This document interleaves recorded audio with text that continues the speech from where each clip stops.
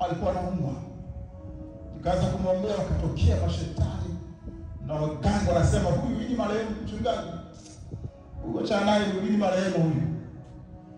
Kaja marehemu, mbona anaishi? Tumeshazika. Sasa huyu tumeshazika, huyu nazika nini? Huyu tumeshazika siku nyingi, huyu ameshakufa. Wewe unampigania tu, wewe unampigania, wewe unasherehesha, wewe mchungaji unasherehesha, huyu tumeshazika, huyu tumeshazika siku nyingi, shakufa huyu. Lakini ukimwona anatembea, ukimwona anapumua, lakini Mungu wao ameshauliwa.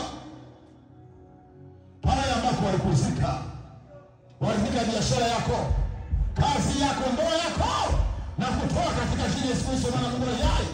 Walikuzika hatima yako, tunakutoa. Na watu wa Mungu waseme amina.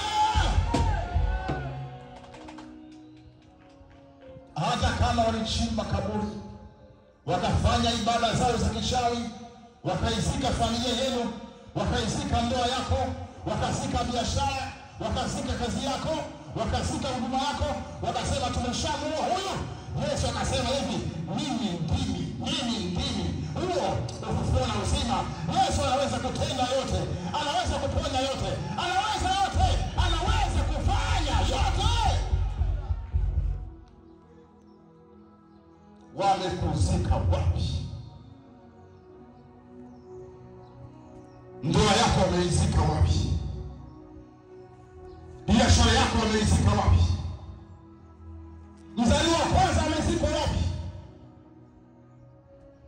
Kazi yako imezikwa wapi? Huduma yako au mchungaji, huduma yako wameizika wapi?